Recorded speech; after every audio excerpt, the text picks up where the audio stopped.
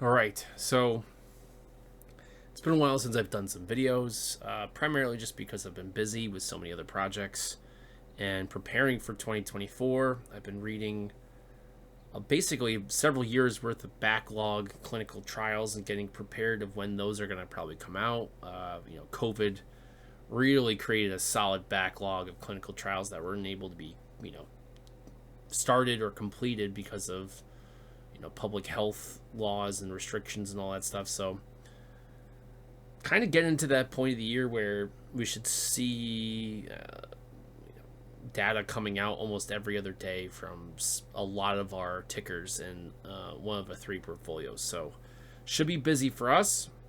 So I'm going to probably stick to a lot of videos because I can go through the data, and obviously I can go through the charts a lot quicker through data for video content rather than just writing endless amounts of bulletins and portfolios and newsletters. Those will be there too, longer form and really kind of so you can have the data in front of you. But to kind of get the immediate reaction and the quick stuff out of the way, more actionable ideas and things, it's probably going to be done through video now this year. So that's kind of my New Year's resolution for compounding healthcare. Now, the main reason why I'm doing this video is because we had several people come into the service and ask a few questions. A lot of how do I get started type of questions, which even if you read the getting started page, I know it's hard to really comprehend what this service is like, how it works, at least theoretically, how you should be thinking about the portfolios and how do I trade. But it is in the name. It's we do the point of healthcare to me, trading these tickers, and I guess it can apply to other industries and sectors, but healthcare really has a big speculative number of tickers, a large. I mean, it might be the larger percentage if I haven't done the math on it yet, but there's a lot of speculative names out there, especially in biotech and healthcare technology. And we tend to trade those names, and we like to be involved with them as an investment, but we don't like the money that's in the investment to be ours. We like it to be the market's. So what we do is we take the original investment, establish a position, grow a position, and then we book profits pretty quickly. And what we try to do is to move that position from invested to house money, meaning the original amount of money we originally the original amount of money invested into the ticker has been removed, leaving only the house, or in this case the market's money, left to be a long-term investment or just to be a growing core, because we'll come back to that ticker and over and over and over if it continues to provide the opportunities to buy below our buy thresholds and targets and sell above our sell targets. So, and that money that we get from the profits, the profits that we get from those trades typically get rolled over into bioreactor trades, which are growth names. Those are obviously more established names. They have a long-standing track record for growth. And we make those are larger positions financially in terms of value. And we hold on to those names even longer, and we take profits less often. We still look to make a house money position out of those names, but we're not in a big rush because chances are, those names are going to continue to report growth, and we expect the share price to follow suit. So, but even then, still trying to get to a house money. Those profits then get rolled over to either going back into BioBoom or maybe staying in the bioreactor for another ticker that's below our buy threshold, or it goes to the healthy dividend portfolio, which we don't usually trade those names that much because we're just trying to amass a portfolio for a lot of people, say retirement. But because it's got dividends, it's the longer it sits in there, the more value it amasses over the long run. So we're not really looking to shave those positions down. But that being said, if there is a ticker that goes through a surge and its value greatly surpasses it. The share price greatly surpasses its valuation, we do book profits if it's the sell target. But that's rare. Only a few names, probably maybe a couple. I have to go back and look, but if it's definitely a handful of times a year that I'm selling anything healthy dividends. It's almost always buying. I do not track these names in the healthy dividends just because, well, there's a few reasons, but I'll say the primary one is just legal reasons why. But the BioBoom and Bioreactor, you can follow almost all those trades. You can find them in the price alert section in the Compounding Healthcare homepage. Yeah. So you can go to price alerts. These are kind of like, I mean, these are not all of them by any means, but they are kind of the bigger, like, hey, you should be paying attention, kind of like, yeah, again, alert, like, take a look at these. And this gives you a decent feel about where we're at with some of the names. You can see where we've had some really big names, big wins in healthy, BioBoom, and then some big losses, but that's fine too. It's part of the game. And, obviously our bioreactor names have done very well, double digit, triple digits in some cases, and less speculative. And then obviously there's healthy dividends. But if you need more, you can go to the sheets. You can find, this is the trades sheet. This has almost all the trades. Now, you can also go to the chat and then check out. You can see a longer list of buys, trade receipts. Not perfect by any means, again, but they're in there. So if you're looking for kind of performance and how things have gone, there you go. Overall, almost all, I'll say this, almost all our bioreactor names do very well. Very little losing positions here, but BioBoom is, some cases like almost 50-50. It's just for us almost all, in general, the BioBooms, the ones that do very well, almost always outweigh several bad ones. So I do have a top idea page. You can take a look at these. I probably need to update some of these, but you could just see how some of our best tickers. Now these are kind of, I say best tickers because not necessarily these are the best companies, but these are the tickers that either have a behavior to constantly give us trading opportunities, meaning that they go below our buy threshold to get some shares, and they almost always find their way. They get to below our buy thresholds and buy targets, and they make their way to the sell targets. Like, they're profitable tickers. Almost all our BioBooms and bioreactors have been compounded several times. Like, we've done very well. ACAD has, it's not on there. Whoopsies. What's one that's done very well for us? Like Regeneron, ISRG, GenMab, Halo, MBIX. All these bioreactor names have done incredibly well for us over the years. And you can see where they're at, and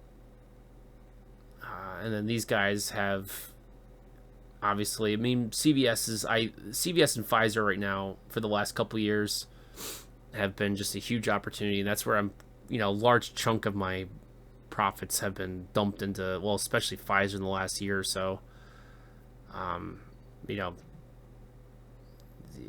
Yes, the algorithms can go ahead and punish Pfizer for not reporting growth because, their COVID opportunities drying up. That's fine, but that's not the fading COVID revenues are not impacting that massive war chest of money that they got from the government. That's still sitting there, and then if they ever really feel like they're getting pinched, they'll just buy their way out of. They'll buy their growth if they need to. Lilly's been a home run. AbbVie's been a solid trade investment over the long haul.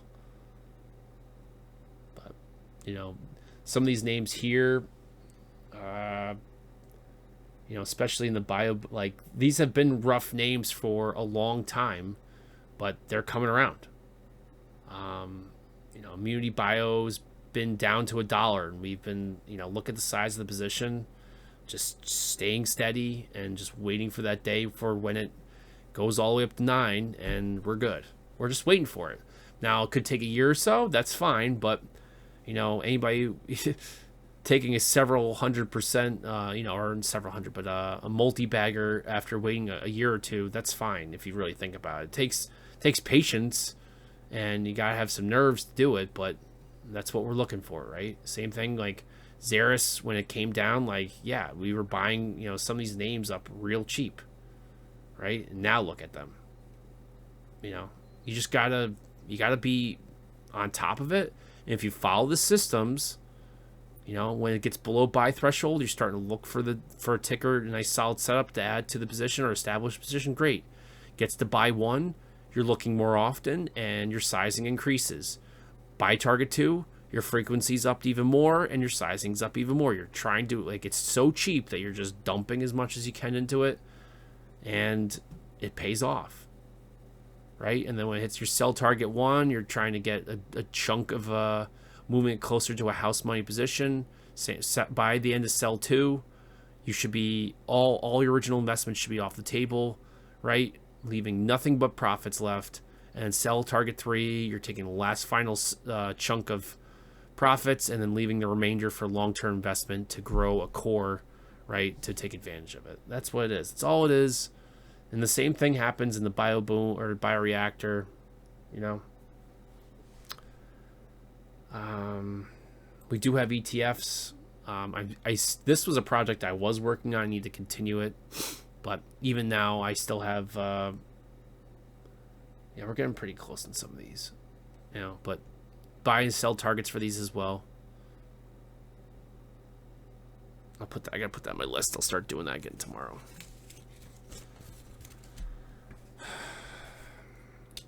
But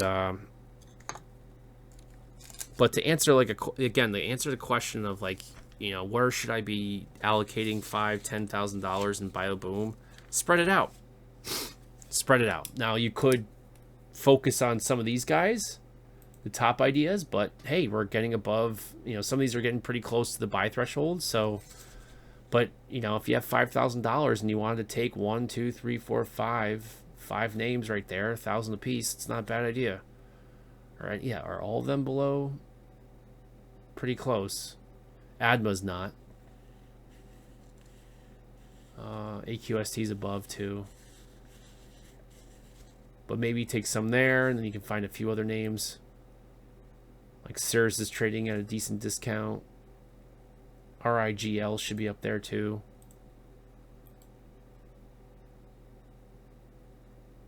Yeah, I'm gonna put. I gotta put RIGL as a top idea right now. RIGL is dirt cheap. Now I have a big. You can see the size of the position. It's not negligible.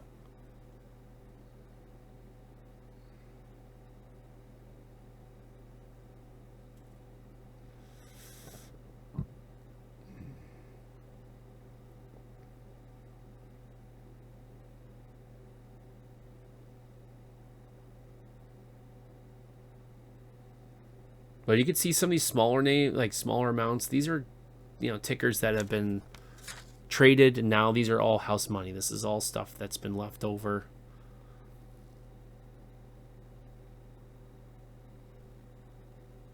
Schrodinger's probably another one to keep an eye on. That had the AI, you know, that's another one to keep an eye on. That was doing so well with the AI. And, you know, we booked profits on that. Because, you know, we're sitting there, it's like, hey, it's a great company, but, you know, if they want to surge this for, you know, because it's an AI sympathy play, right? I mean, look at this. You think we were going to sit there and just let that pass by? Look at that. Now that sucker's sitting in house money, I can let that sit for as long as it can go all the way to 0, but you know what? No matter what, it can go all the way down to 0, but we made out on it.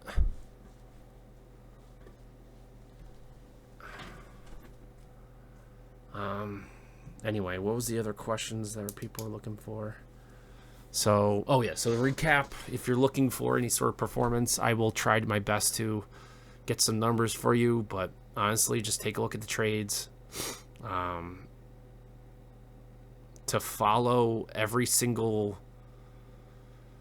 trade event and come up with opportunity, realize gains and all that. I stopped doing that like 2 years ago because I spent so much time just trying to prove the performance of the system rather than just, hey, go look at the sheets, go look at the trade log in the sheets, go look at the trade log in the chat, go look at the price alerts, and you will see that ultimately things work out. And if you're in BioBoom and you sit there long enough, you're probably going to come up with at least one multi-bagger out of every, maybe I can come up with that, which was the average. One out of every, blank amount of tickers turn into a multi-bagger. And that way you can, maybe gauge our performance versus others. Bioreactor, I find it very hard to believe if anybody else has a better, system that works for that. That's kind of where I started with the compounding, which was, to take advantage of how these growth names still follow cyclical, even though they're reporting explosive growth. The tickers still follow your typical market cycles. And how can I get involved with some of these amazing names that are going to continue to report growth for the next decade? How can I take advantage of or be prepared for when they dip? Because they have to, right? And then the healthy dividends, again, it's just kind of it's one of the places where you just, I don't even have to actually keep that in as a, I mean, I like covering the names. It is something to talk about, but it's not our focus. It's just, where the most of the money goes. Anyway, a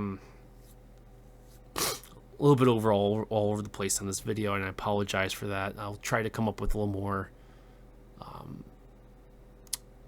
well prepared and edited video for this, but I hope this at least satisfies some of your demands, I guess, or questions. Again, I'm going to try to, going forward, starting tomorrow, do a morning video, just go over some of the big names that are moving, going over the ETFs and indices, how things are moving. Are we starting to look heavy? I mean, we broke out. That's all you need to know, is that we broke out from the high, and I don't think we're going to be really looking back. You're going to talk to CNBC and Bloomberg, and they're going to try to set out as much narrative as possible that, at some point, the market's going to want to turn over.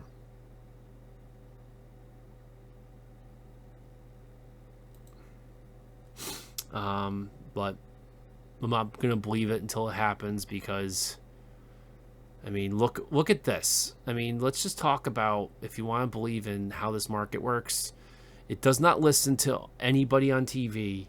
It follows computers. It follows anchored VWAPs. It's all it does. You don't believe me? I mean, this is, look. I mean, look, this is the day where I hit this. So, like, where it ran into this, it bounced off the bottom anchored VWAP. I mean, just where these things decide the days, it comes down to the penny and nails anchored VWAPs. I mean, this day, the low, it opened up here, but it got above the anchored VWAP from the COVID low. Actually, wait, this was the 2009 low. Opened up that day below, right? It was like, what, 8 o'clock in the morning, open, and then she was above by, in the pre-market she was down here, and then before even the market opened, she was back above this, that line right here.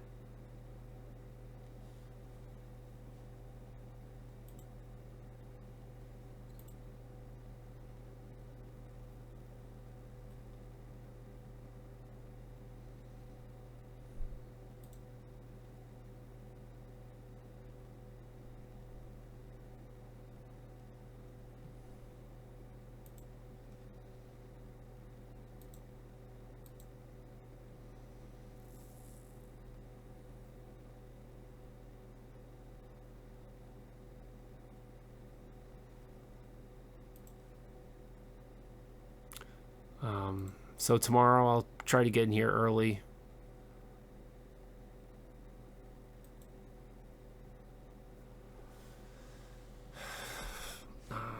If you have any questions, continue to reach out. I will try to write up more, but I guess my day-to-day videos, daily videos, hopefully will, by the end of next week you can have a better idea. Just keep sending questions. If you be as specific as you like, and I will do my best to get around to it. This week I'm starting to get. I gotta tell you, like it's been a while since I've been like sick.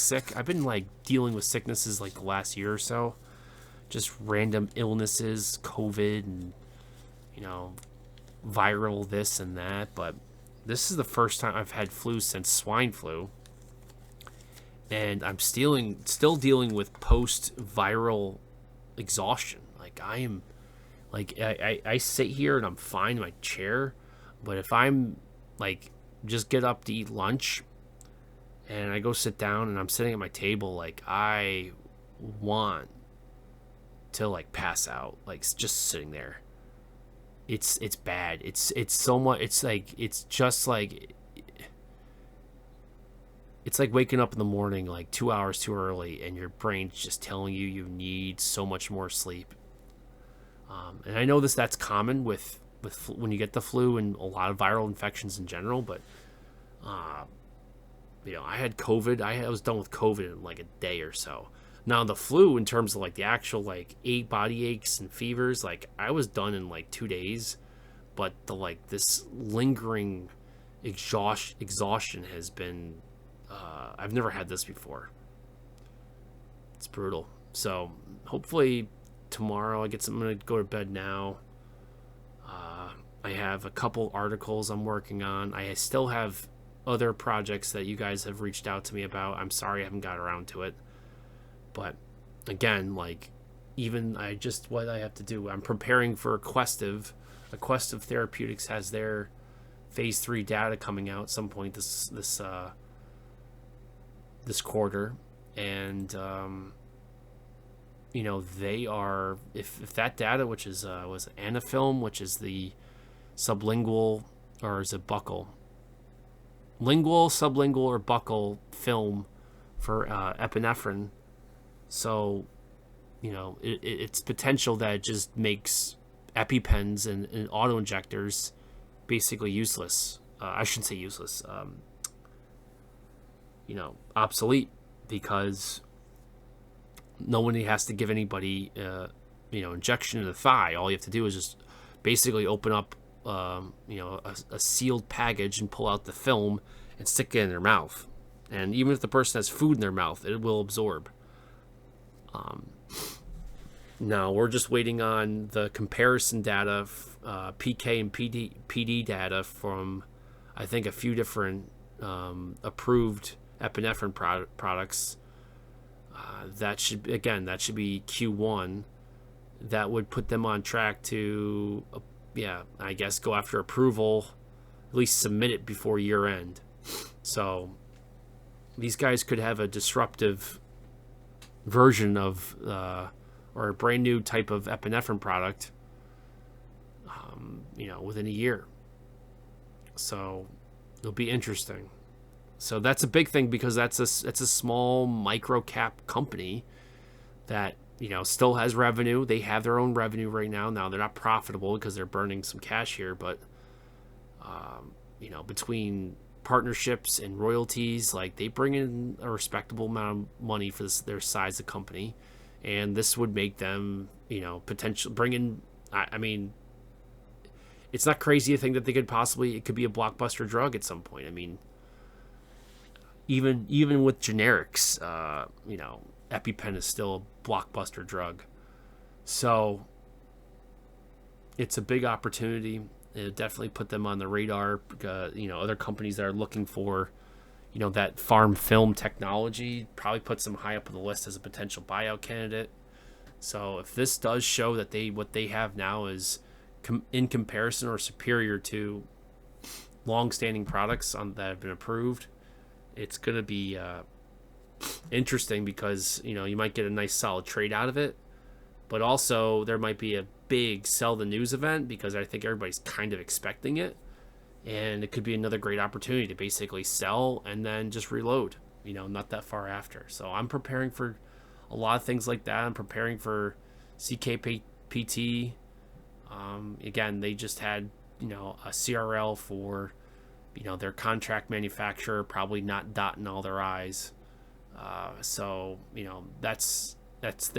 got punished from it, understandably. But I'm looking, sitting there. FDA might have just had to come up with something just because their drug is going to be very disruptive. It's going to be a cheaper and better version of a lot of PD-L1 therapies. So the FDA is not above making those decisions of who we trying to protect here. So CKPT is the one that's keeping an eye on. There's a lot of guys out there. I mean, I'm keeping an eye on when do I should probably try to pull a trigger on another sell here for ACAD. This is, although in house money position, I should probably just be sticking this in the stock drawer. I want to probably book a little more profit. I just want to thin this out a little bit more because I think we might get another shot at some point in the near future, getting another reload. And if I'm wrong, who cares? I shouldn't say who cares. I wouldn't mind booking some more cash. There's plenty of other things out there. CGen, we need to unload the rest of that finally. Nice buyout for us. But plenty of things to do. Justin BioBoom. It's just so much going on. So I got to get back to it. Anyway, if you guys have any questions, concerns, comments, reach out to me through the chat. I will try to, if you want me to, I will address them in these videos. If you just want to sit there and chat away in the chat, that's fine. I will do my best to sit there as long as I can, answer the questions, try to get the data as much as I can, screen share when I can. I am going to try to revitalize the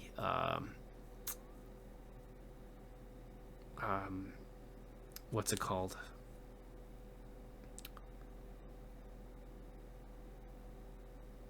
Oh, I'm blanking on it, but the other chat that we use. I'm gonna redo that. Yeah. So anyway. So yep, tomorrow morning I'll have a video up going over watch list and some of these names and things to look out for. If you guys have any questions, reach out. And as always, stay healthy.